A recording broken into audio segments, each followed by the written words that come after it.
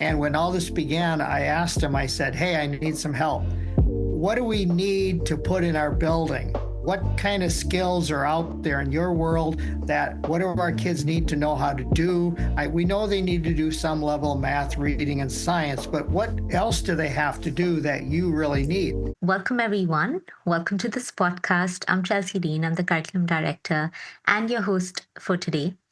Often, when we talk about cutting edge educational innovation, the conversation usually drifts towards large urban centers. But today, we're looking north to the Iron Range of Minnesota, where a rural district is setting a global standard for what a school can be. And we're joined by Dr. Noel Schmidt, the superintendent of Rockridge Public Schools. Dr. Schmidt led the complex consolidation of the Virginia and the Eveleth Gilbert districts to form a new system serving about 2,500 students. And under his leadership, the district has not only adopted a fiercely united motto, but also constructed a high school so innovative that it has won the 2025 James D. McConnell Award, one of the most prestigious honors in the world for educational facility design. Pardon me. So, Dr. Schmidt, welcome to this podcast. Before we begin, I would love if you can share with the audience what is something that drives you towards even building future-ready rural schools. Well, thank you very much for inviting me here to your podcast. So answer your question is a thing that really drives me and what drove it here was we were trying to improve the quality of education that kids in rural areas got. Because this is true, as you say, a lot of times the bigger districts, the bigger cities, they get all the press. But sometimes we forget that in the rural areas, there's a lot of great stuff going on. It's just tougher for us to get publicity or anything like that. But the biggest question we were after was, how do we improve the education for our kids so it's better for our current kids and the grandkids and the great-grandkids coming up? So that was the question that drove everything up here. And you've led the merger of two very distinct districts into one, right? That is never an easy task. Can you take us back to the beginning? How did he use the fiercely united motto to bridge this gap between two communities? I could write a book about that part of it because what we did here, it's really very unusual because it was an opportunity to literally redesign a school district pre-K-12 from the bottom up. And so what happened is that we have a couple school districts here, Eveleth Gilbert in Virginia. I was the superintendent of Virginia. And these are schools who have been ancient rivals for 100 years. I'm not kidding. These are schools, they didn't get along and a lot of history with it.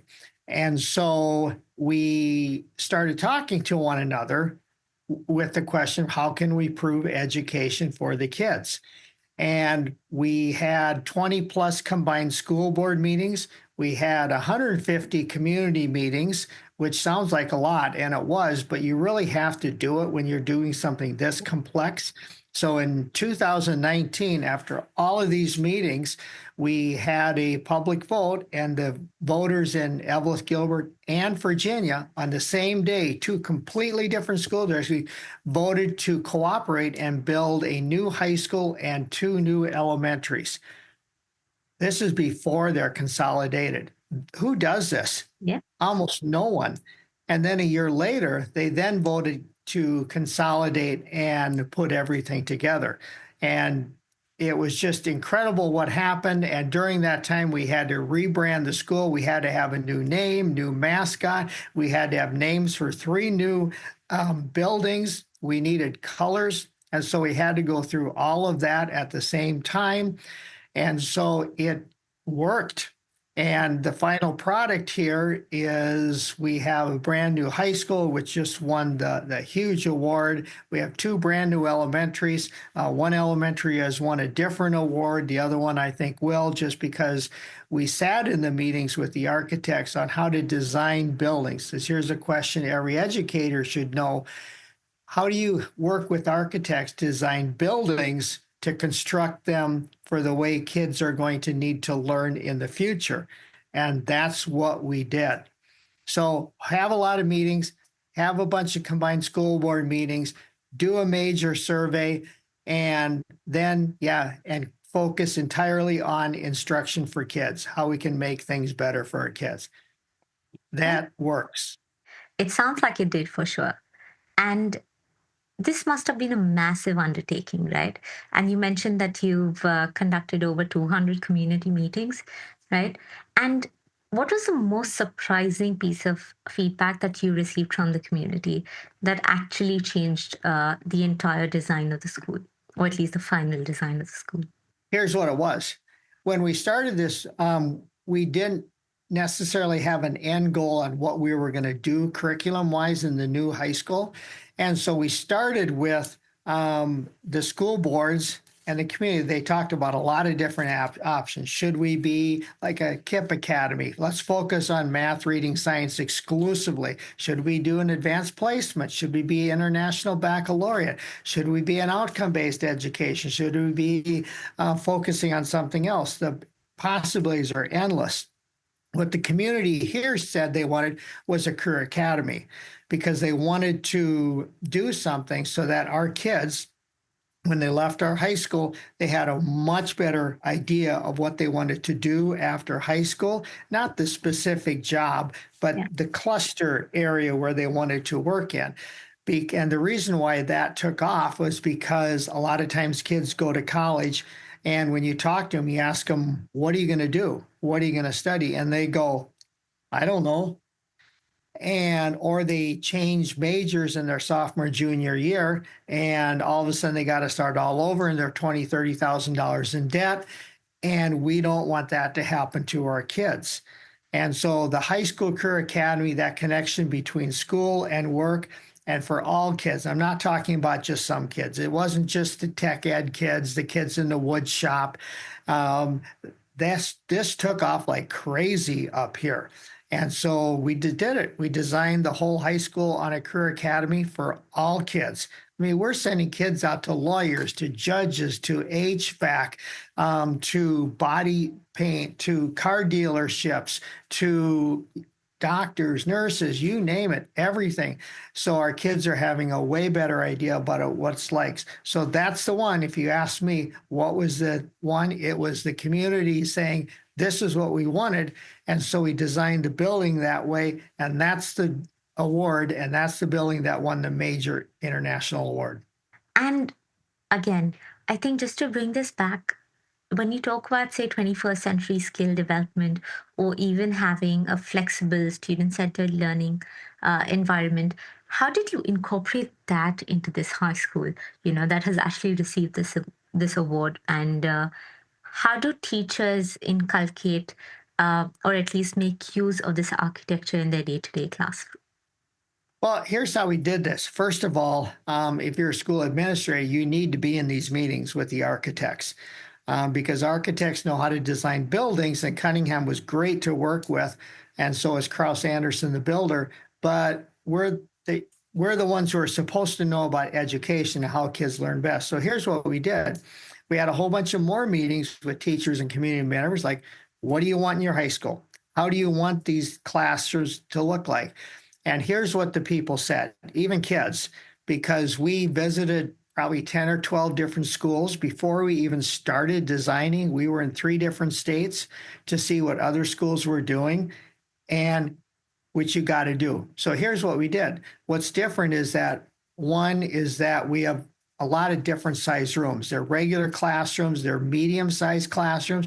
Then there's a bunch of small breakout rooms, and then there's double classrooms because sometimes 2 teachers work together. And then there's bigger areas where kids can sprawl, and there's a lot of glass, so teachers can be in a room, send half the class outside to do something, and they can see everything going on. In addition to that, we used space better because normally there's a hallway in a building, and then there's classrooms on the left, right. You walk down the hallway, it's like that. Well, we used our hallways. So we put our library or a media center in a hallway. And so when kids are going from one end of the building to the other, they have to walk through the library, kind of like a Barnes and Noble concept.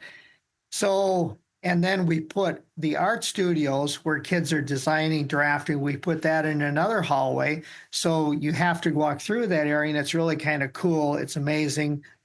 You really need to see this building some way. It's incredible. And then in addition to that, on the tech ed areas, we made them big because when we were visiting around to other schools, they were telling us, if you're gonna underbuild anything, it's going to be the tech ed area. So ours is on steroids. Massive wood shop, metal shop, laser engravings, plasma. There's autos. There's a welding center. It's the drafting classroom. So that's kind of amazing.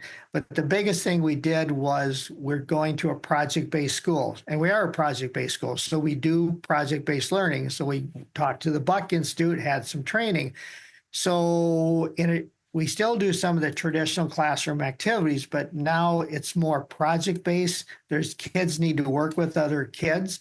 I mean, really, and it really works. So we've designed it so that the kids have the spaces to do that kind of thing. And the whole key to this is you talk instruction first.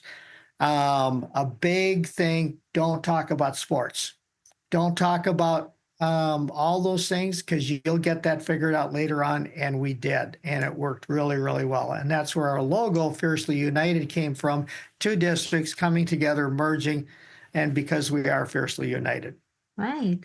I think, Dr. Noel, I think one of the things that is striking me is how intentional the entire design structure is. Like you mentioned that it's almost like a Barnes and Noble. When you're going through the corridor, you know which side you need to look, at least you know what you're going in for, right? So with that intentionality and, all of these things that you'll have thought so much about, um, first, do you think you required any sort of opt-in from the teachers of the community and the community itself?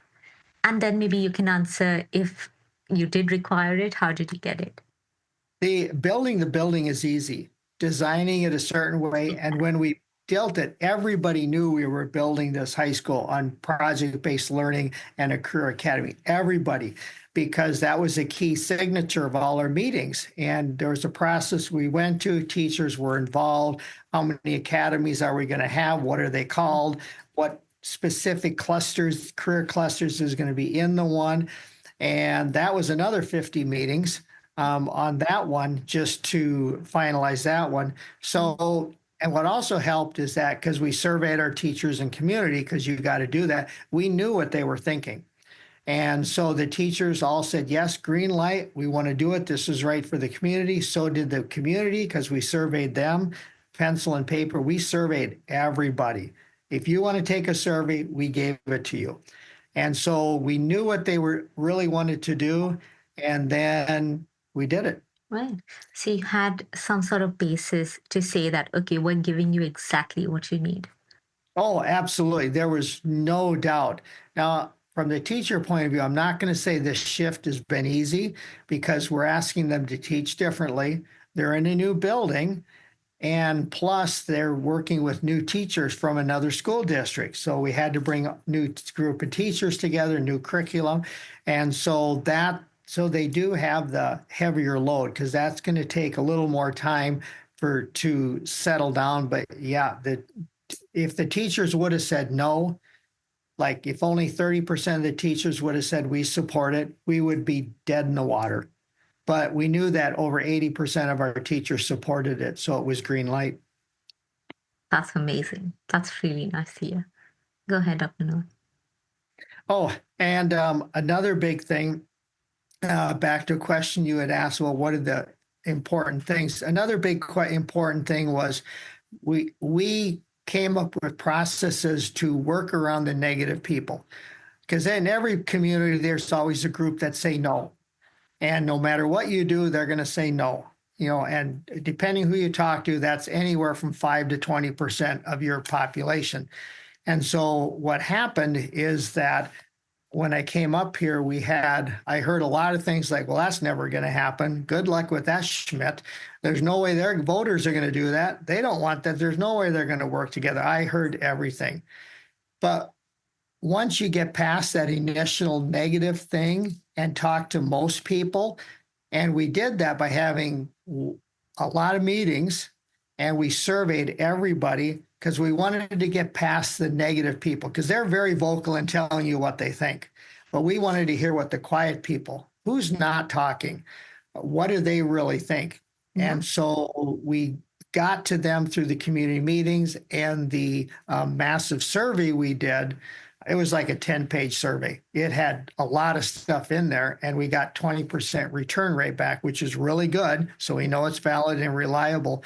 And through that, we found out this important thing. The negative people, the ones saying no and telling us why this wouldn't work, they were not speaking for the community. Most people wanted to do it.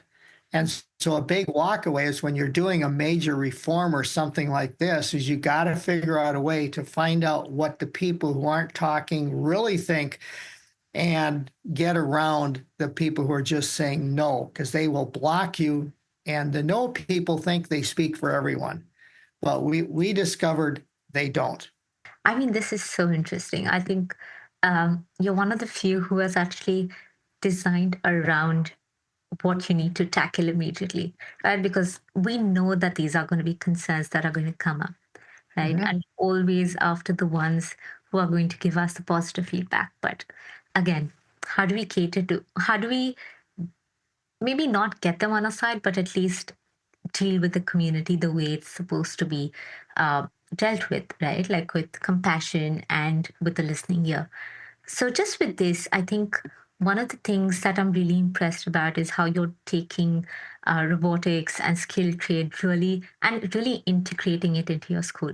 As you mentioned, it's on steroids, right? So you have Mhm. really emphasized on your future ready pathways. And as the workforce evolves, and this is more in terms of what do you think the future is also going to look like? How do you ensure that these pathways that you've created, or at least enabled in your school, how do they stay current? Here's how you do. So we have, first of all, when you're designing the building, you have to get your business leaders in a room at the same time and you have to talk to them. So I've been in many rooms with the business leaders in the area. And when all this began, I asked them, I said, hey, I need some help. What do we need to put in our building? What kind of skills are out there in your world that what do our kids need to know how to do? We know they need to do some level of math, reading, and science, but what else do they have to do that you really need? And so they told us, and they gave us lots of ideas, and we incorporated them into the high school. Like for one, we're talking to some construction people, and they said, well, a lot of what we do is underground. So what would really be good if you had kind of a big sandbox there and kids could learn how to put pipes underground because there's fiber optics or everything else. So we put that. So we put one of those outside the high school, the shop area, because that's the reality of how those kind of workers work. And so, first of all, you have to talk to them and you have to talk to them again and again and again and again. So, we have a person who sets up some meetings with our business areas and they meet, I think, they meet quarterly. And that way we stay current on what's new stuff is happening out there. So, we're not missing something big because we want to have a really tight connection between what our kids do in cluster areas and what their options are out in the work world. So when our kids go for science, we have an anatomies table. So when our kids are in the medical health career, they know what it is. They've already played around with it. It's that 3D cadaver thing that you can flip around, move around, and remove layers of skin and everything else. And so they just have a better idea because we do want our kids to have a heads up over other kids from other districts, especially if they're not paying attention to current trends. Right. That's absolutely wonderful. I think it's quite impressive to say the least that your district is not just focusing on academics, but they're actually looking at providing students the sort of skills that they will probably need in their future, right? And I think staying current with the community and very rightfully so, when we started speaking about this topic around building future-ready rural schools, um, community engagement, I think community engagement becomes a very core piece of innovation in the school as well, right? So just with that, I think one of my uh, questions would be around AI as well. Because you mentioned we're talking about business, we're doing manufacturing also, we're talking about laying down pipes, and we're talking about health sciences as well. So as we look at look at the future of those specific industries, AI is kind of becoming a dominant force, right? So how are you thinking about integrating, or have you already integrated any sort of AI literacy into those career paths for your students? We've thought quite a bit about this. We trained our teachers on AI. We got some more training sessions coming up because when you look at the world, the way the world is going, it's going to be absolutely impossible to ignore AI. Yeah. And the world of education is already behind AI. And so the trick is going to be, and we're like everybody else trying to figure out how to do it. How do we work it in so our kids know how to effectively use AI to help them and use those critical thinking 21st century skills, so it's not viewed as just a way to cheat. It's not just as a way to summarize stuff and make me get out of doing work. So it's viewed by our kids and teachers as just another, they need to use it and figure out, how can I use AI to make history, science, manufacturing, tech ed, how can I use this to make it more interesting? Because I'm pretty sure our kids are going to need to know about AI in the world of work. And the way we look at it, we want our kids to have the edge over schools who are not paying attention to stuff like this. Right. I know that sounds kind of selfish, but we're working with our kids right here, and that's what we're hired to do, is to help our kids as much as possible. Right. And I think one more thing that you're also doing is putting a lot of thought into what is required for them, right? So not just from the perspective of, okay, just getting a few check boxes in place, right? A few ticks on our check boxes, but really getting in the work and really trying to make that impact. And when you say it's selfish, I mean, it's fine, right? You're actually making a difference. And if this is directly replicable in any other place, why not? Right? No, and the good news is on that is we are getting a lot of attention. We do have schools visiting us, other administrators, board members, seeing what's built here, Mhm. because our point of view is we also want this to go out. Yeah. This works. And we do want other people to replicate it and repeat it. And even if they're not building a new building, how can you redo your current space? And I'll use another small example here on that one with the community. So now we're going to go to the elementary schools.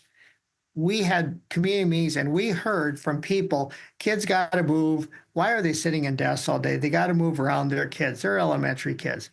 And we talked to kids too. And we said, what do you want in your school? They said the same thing. We want to move. They said, can't you put playgrounds in the building? Can't you put a slide somewhere in the building? Why is it so boring?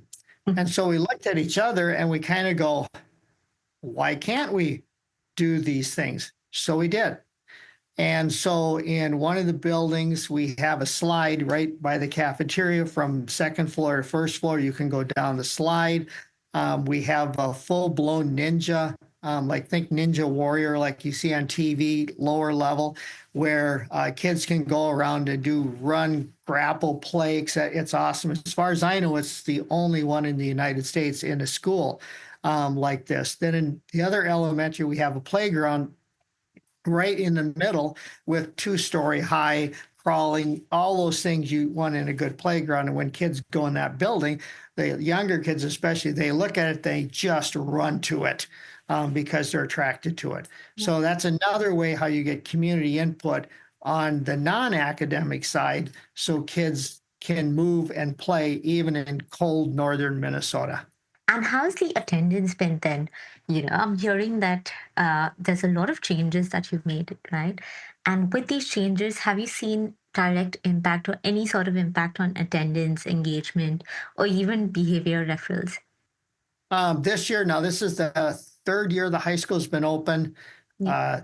Last elementary, second, and the behaviors actually kids, it's really good. Our numbers of fights in the high school, it's cut in half. Disciplinary referrals are cut in half. Tardiness, I think, is down 40% in the high school. So all of the numbers you're paying attention to are dropping. And part of that is because we're kind of have the message, this is our school. We need to take care of it. Nobody else is going to do it for us. And so we are seeing positive on those main measures that all superintendents and school boards are paying attention to. That's amazing. That's great to know. And I think one of the major questions, and maybe we're towards the end of this podcast as well, is what is your advice for other rural superintendents who want to bring like world-class education, something very similar to what you're doing in your district, or at least at your district, and they feel somehow limited by either the geography or even with the kind of resources that they have? Here's what the biggest piece of advice I would do on that one is to go slow to go fast. So to go slow, I mean, it's going to take you a couple years just to talk about what are our options? What could we do? And you need to spend some time talking about those, and you need to go visit other schools. You need to see what else is going on, and you need to go more than 20 miles. We're in Minnesota. We've sent groups of people to Wyoming, to Colorado. They've been to Wisconsin and some other schools. And in addition to that, I've been to schools in Germany, Finland, China, Russia, Cuba, Costa Rica, England. And so you have to have a good sense of what's out there, what your options are. And then you don't make the decision for the community. You literally say, here are our options. And then you winnow them down, but you give people choices, give them options, and then you let them pick. And in this case, that's what they did. And they picked these options. And that's why it's working, because nobody told them this is what you have to do. They picked it. Right. Thank you so much for this, Dr. Schmidt. I think one last question. This is kind of a tradition that we follow across podcasts, is that we take questions from the previous leaders and their questions to be asked to the next leader that we're speaking to. So this question is for you. Let me just read this out. Yeah. As a superintendent, what are your thoughts on homework for neurodivergent learners? And do you think homework is relevant in schools anymore? It depends what the homework is. And you're talking about neurodiverse kids, is that we've always known that homework never worked for certain kids. Homework always worked for certain kids who always did their homework. And there's all sorts of cultures, family reasons for that. I'll skip going through that now. So homework works, but you have to make it relevant. You have to make sure that it's tied to something else bigger. It's part of something larger. It's not some independent thing where kids are going, I don't know why I'm doing this. So relevant, connected to something else, and you have to go over in class the next day when they bring it back. If you do those things, then it works. If you don't do those things, yeah, it's going to be a struggle. All right. So thank you, Dr. Noel. And I think it was a wonderful conversation to have with you, especially with the kind of changes that you've really made in the districts that you brought together and unified into one. We're really grateful for the work that you're doing, and we'd love to continue this journey as well. All right. Thank you very much. Dream big and take a whole bunch of little steps. You'll get there.